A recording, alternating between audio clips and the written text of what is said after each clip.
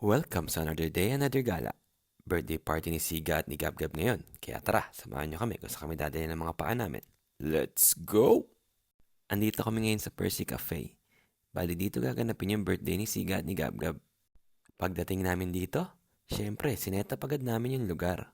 Si Honey, inaayos yung mga giveaways. Tapos may nag-aayos din ng backdrop na may balloons.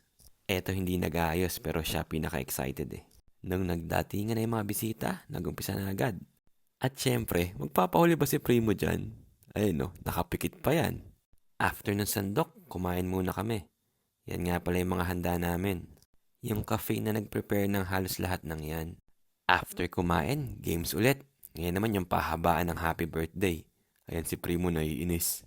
Ayan si Siga at saka si Gabgab oh. Front row seat. VIP VIP talaga. Ayun no, ang galing na ito.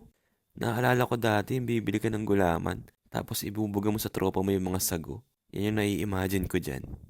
Siyempre, bago matapos yung party, dapat meron tayong pinyata. Kaya yan na, babasagin na ni Kuya Ethan yan.